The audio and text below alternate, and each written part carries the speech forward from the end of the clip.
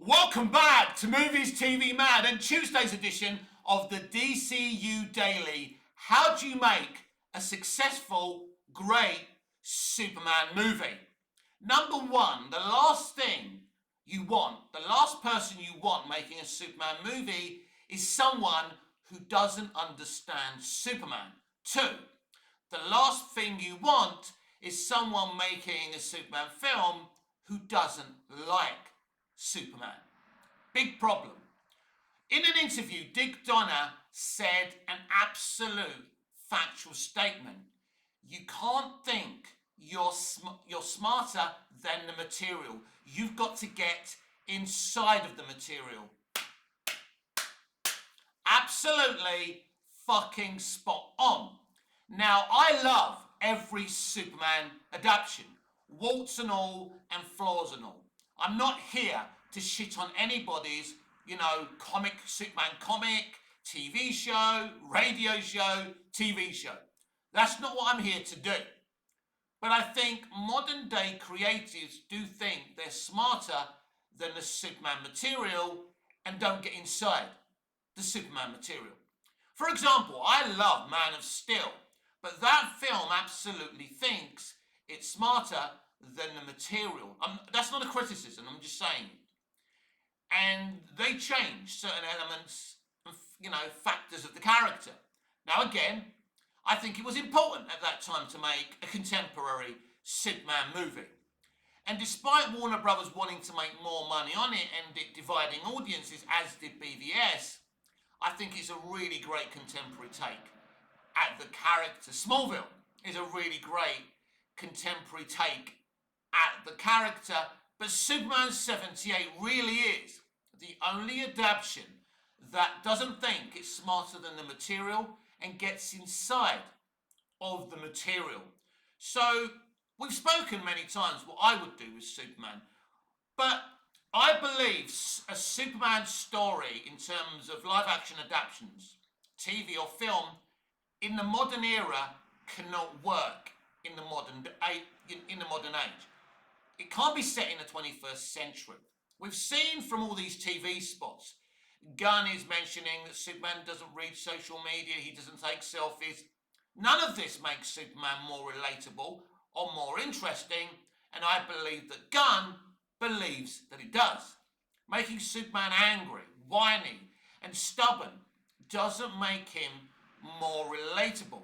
Now, what Gunn's motivations to be doing this are, I'm not going to go into. I mean, I've read a lot of things into it. I've mentioned it.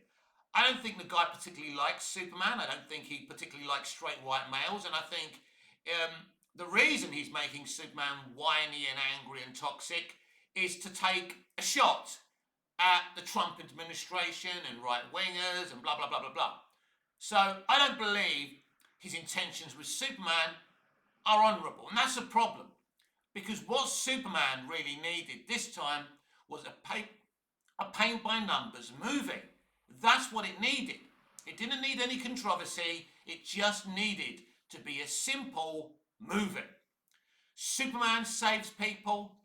He's Superman in every way. But he didn't do that. He's actually done something a bit uneven from what I'm seeing and what people have told me about the test screenings. Now, WB had tried to delete 20 or 30 minutes of this movie because it's so problematic. So I would make Superman a period piece. And I've said this so many times. I said this yesterday. Captain America the First Avenger works because it's a period piece. Wonder Woman 2017 works because it's a period piece. You take these ideals and you put them in a world war, it's very, very interesting, isn't it? But I don't think that Superman can work in a modern kind of world. Now, it's interesting because Smallville really did work in a modern world. But then again, he's in this old-fashioned, slow-moving town. And that town, in a way, has very old-fashioned values. They mention the internet, they mention technology, of course. They're in the modern era, but there does feel something really dated about it and charming about it. Not dated in a bad sense, but very, very charming. Smallville could have even been in the 60s, right? Especially the first season, Although, you know, they've got computers and stuff, there's a charm to it. Do you know what I mean? I think when I watched the pilot, or a little bit of the pilot at the start, I didn't know what year, what era Smallville was set in. That's a good thing. So I think definitely that Superman should be a period piece. It fits the character. He's a very, very old school character. It's hard to relate to Superman in the modern era, but it's easy to relate to Superman in 1938, 1948, or whatever historical moment you want to put him in. And I would find that a lot more interesting as a movie. I would absolutely love, instead of making Lois Lane and Clark Kent and Superman the love thing, I would like to see Diana, Prince, and Superman get it on and create that love story. Because Lois and Clark has been done and done and done. And people are going to say, well, yeah, you can't do a Robin Hood film without, you know, the love story between Robin and Maid Marian. I get it. But in the comics, there has been a love affair between Superman and Diana Prince, aka Wonder Woman. So I think that's something else I would look to be doing. And also, you can't be embarrassed of who Superman is. You can't take the disguise with the glasses literally. You've got to go with it. Just go with it. He's someone in plain sight. That's why everyone ignores him. It's not the fact that he just puts glasses on and people don't know who he is. That he's such a bland, uninteresting bloke. When he's Clark Kent, nobody sees him coming because nobody notices him. That's the point of the disguise, and it's something people like Gunn have misunderstood. They think it's a dumb disguise because they're taking it literally, because folk these days are very, very literal thinking. But it is important that you care about Superman in the film. And what it is for me, Superman, Clark Kent, Kal-El, is the ultimate immigrant. He's a refugee, brought up by two human beings with old-fashioned moral values. And because these values are ingrained in him, that's how or why he becomes a hero. That's what Smallville said, the TV show, and they were right. What they did, they flipped the switch with Jor-El. Jor-El was challenging Clark all the time, and Clark would rebel against him because Jor-El was showing him tough love, where the Kents were bringing him up with love, understanding, compassion. They helped him come to terms with his powers and who he was. So Clark's very lucky. He's got the tough love that he's rebelling against. Jor-El's telling him that he's got to conquer Earth, purposely because he's hoping that Clark will go the opposite direction, which he does.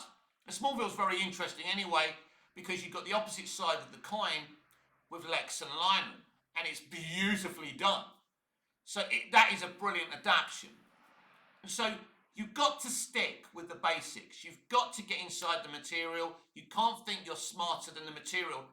Too many people being asked to make Superman adaptations in recent years think they're smarter than the material. Bryan Singer thought by giving Superman to a sequel and sticking with the Reeves Superman, that would put butts in seats. And trying to attract women to the movie was a big mistake. Women should be able to go and watch Superman, so should men and anyone who wants to. But embracing the Donnerverse was a huge mistake. Now, actually, you could embrace the Donnerverse, right? But not the way that he did it. Because the sets didn't look like the Donnerverse. Nothing looked like the Donnerverse. The mistake he made, he should have kept it in the past. That film, Superman Returns, should have still been set in the 80s, not the modern era. I mean, they've done it wonderfully in Superman 78, the graphic novels. Brilliant. It's set within that era. I don't know if it's the 70s, 80s, whatever. But that's why those graphic novels work, because it's not set in the modern era. So you could have cast Brandon Routh as Christopher Reeve's Superman, and he could have continued having adventures in the 70s or 80s. You know, they could have adapted Superman 78. Now, Superman 78 I don't think was a thing when Singer did his thing. So I think you can embrace the Donnerverse, but you have to set it where it was set originally. Now, back then it was set in the modern era. I get that. But it didn't really embrace the modern era. He's still Superman, right? It's a product of its time. But this is the thing with Superman. He is all powerful. And very interesting what Donner did with Superman. He never really reduced Superman's strength. But what he just did was just show him being strong, but not super strong yet. So he could punch people, he can fly, he can lift things up, but he didn't take the power levels too far. But we knew that Superman could do more things than he did in the Donnerverse. We just didn't see them. So that's an interesting way to do it. Instead of, making a huge point like Gunn has, that my Superman can't punch planets. Well, actually, he can, but you don't have to show him moving planets. You don't have to make a statement about him not being able to move planets.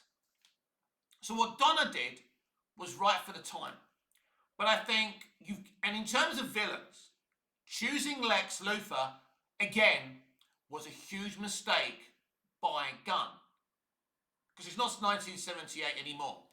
And Lex being the main antagonist for Clark in Smallville, but them starting off being friends, was genius. And it worked then. But you can't keep on going front and centre with Lex. He's a great character. He should be there. He should be involved. People are crying for Brainiac and Metallo. Something very, very exciting and interesting. And I've said Metallo is great because he's a domestic-based villain, but a complex character. Metallo, depending on what version from the comics you use, John Corbin I don't think he's a bad guy, but bad things happen to him. And I think that's very interesting. And in my screenplay, I gave those complexities, mixing the complexities of Clark flashing back to the Second World War and being under pressure from the Allies to kill the Nazis, to kill Hitler, and refusing. Because even though he doesn't want the Nazis to be doing what they're doing, and he's in small ways within those flashbacks trying to stop that, he's not willing to hurt the German soldiers, because to him, he has a no-kill policy. So it's a very challenging story that I wrote. But ultimately, the guy is still Superman. And here lies the problem with everything I've heard and seen from the Gunn Superman movie. It seems, as I say, very, very inconsistent. The cinematography, and I have to say this, the cinematography, now, I can't judge it properly because I haven't seen the movie. But from what I've seen, the cinematography isn't great. He's using the same cinematographer that they used on The Flash. I think more and more that the Flash movie we saw was actually a James Gunn movie. And that, my friends, is very, very telling, considering he made the decision to bring in George Clooney for laughs, for jokes. So, I don't like what I'm seeing from the cinematography. There are some terrible shots of Superman. I mean, Grace Randolph said it best a few weeks ago. He's making David Corenswet look so ugly and awkward. And again, Gunn is a troll, mate. What we're seeing from this movie is that James Gunn is a troll. He wants to troll his trolls. They simply just can't make a fucking movie. They have to make points to the haters and the people that they hate themselves. So again, we could be in a situation with all our energy and all our excitement for this Superman movie, all our conversations being a waste of our oxygen. And it's just going to be another disappointing movie. I don't know if that's the case. All I can tell you is how I would make a Superman movie. And he has to be Superman. Get inside the material. Keep faith with the material. Man of Steel was great. It did what it did. It's not a criticism of Man of Steel. What I'm saying is, what this James Gunn Superman movie needed to be is a pure Superman movie. And what's astonishing to me The Snyder fans are there waiting to find an excuse to shit on what Gunn's doing, and Gunn has given them every excuse and material under the sun.